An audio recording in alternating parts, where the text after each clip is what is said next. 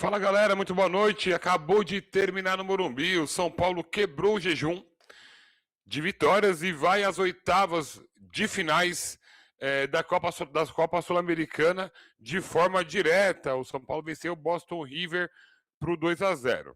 Vamos falar um pouquinho dessa partida para vocês aí. Eu vi algumas coisas no segundo tempo igual do jogo contra o Botafogo. Aí é aquela história de que o Dorival vai ter muito trabalho. Mas vamos lá. O São Paulo, o Dorival colocou em campo hoje o seguinte time: Rafael, Lucas Amon, Alan Franco, Osório, o Wendel, Pablo Maia, depois entrou o Negruti, o Danielzinho, o Arthur, que fez um dos gols, depois ele saiu, colocou o TT, o André Silva saiu jogando também no lugar do Luciano, que estava fora. Aí depois entrou o Luca, o Caleri, e aí depois acabou entrando o Tapia, o Ferreirinha, e aí entrou o Pedro Ferreira, o São Paulo jogando no 4-3-3. O time do Dorival Júnior fez 2-0, já ainda no primeiro tempo, com grande atuação do Arthur, hein?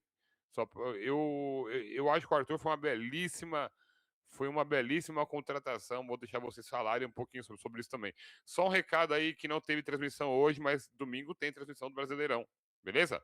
Então, um resumão para vocês aí, depois de 8 jogos, um mês inteiro sem vencer, o São Paulo bateu o Boston River, o time estava um mês sem vencer, o resultado acabou garantido, né? A primeira colocação no grupo C e a vaga direta nas oitavas da Copa Sul-Americana. Foi a primeira vitória do técnico Dorival Júnior em sua terceira passagem pelo São Paulo, né? E o time do São Paulo acabou dominando a partida, principalmente no primeiro tempo, onde se aproveitou da grande atuação do Arthur, como eu falei agora há pouco para vocês, inclusive. Foi dele o primeiro gol do São Paulo, após o cruzamento do André Silva, e a jogada que acabou terminando no gol contra do Acosta, né? Isso já no segundo gol, né? Um curioso que no gol de São Paulo a gente viu uma movimentação. Tudo bem que o Boston River é um time um pouco menos compacto, não é um time muito bom, mas a gente viu uma jogada interessante ali quando a bola saiu da esquerda, o Caleri se movimentou para o meio e aí eu não vou pôr a imagem aqui porque a Sul-Americana não deixa. Aí o Arthur chegou por trás de direita no fundo da rede, né? Eu achei bem interessante essa movimentação. No jogo contra o Botafogo, eu senti falta de algumas movimentações assim, durante toda a partida. O Boston River não é o Botafogo, mas o São Paulo tinha que fazer a lição de casa. Se não ganhasse hoje, a gente ia falar, ih, perdeu de novo, né? Enfim. O Dorival, hoje ele viu nesse jogo aí, no segundo tempo, o Boston River gostou um pouquinho da partida, e aí o Dorival acabou mexendo, acabou colocando o Luca para jogar, colocou o Pedro Ferreira, colocou o TT e o São Paulo melhorou, o Negruti, e aí o São Paulo melhorou de novo. Enquanto o Dorival não tem peças, e eu não sei se ele vai ter peças, eu acho que ele não terá peças, ele vai utilizando essa molecada. Ele vai utilizando a molecada de Cotia. E eu acho que tá ok. É o melhor cenário. O melhor cenário, que a gente cobra muito que o técnico utilize a base. E o Dorival utilizou a base de São Paulo de novo hoje, e eu acho que essa molecada pode render muitos frutos, né?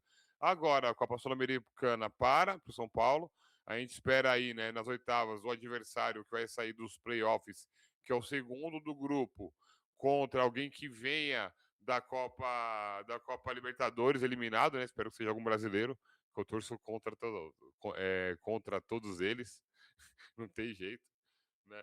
E e aí agora só depois da Copa do Mundo. São Paulo encerra sua passagem agora nesse primeiro semestre. Domingo contra o Remo, lá em Belém do Pará, às 8h30 da noite no domingo.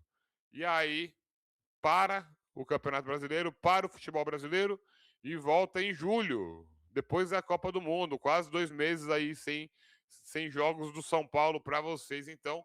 Mas teremos mesa de futebol, sim. Tem que trazer notícia de mercado da bola e tudo, né? Eu fiz aqui uma avaliação dos jogadores de São Paulo para vocês hoje. Boston River pouco ofereceu, é um time muito fraco mesmo. Tá? Eu dei nota 6 para o Rafael, 7 para o Lucas Amon, que foi muito bem hoje.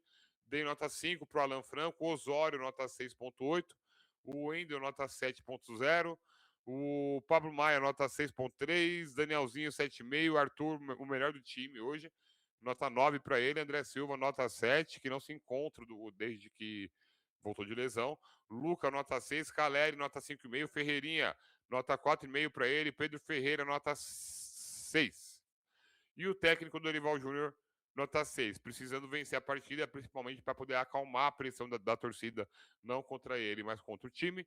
Ele acabou escalando um time extremamente ofensivo, lógico, com o que ele tinha, e acabou colhendo o resultado. O Boston River já no Uruguai mostrou que era um time um pouco fraco, o São Paulo jogando aquele futebol horrível com o Roger Machado lá. Né? Mesmo assim, eu ainda não me empolgo muito, tem muita coisa para ser feita, tem muito trabalho para ser feito.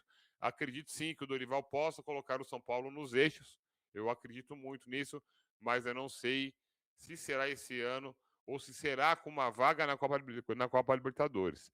O fato mesmo que agora é ganhar do Remo, ficar ali nas 6 primeiras colocações do Campeonato Brasileiro, para poder voltar à Copa do Mundo e o São Paulo com chances reais de ir para a Copa Libertadores. Não gostei muito do futebol que eu vi hoje, mas venceu. Isso é importante. Eu sou o Marcelo, vou ficando por aqui. Amanhã tem mais vídeo para vocês no União Tricolor Paulista. O time já começa a preparação para domingo contra o Remo. Tá aqui então o pós-jogo para vocês aqui, só uma opinião, um pitaco de pós-jogo de Remo, ó, de São Paulo 2 e Boston River 0. Não dá para medir esse 2-0 porque Boston River é muito fraco. Quero muita opinião de vocês. Um abraço.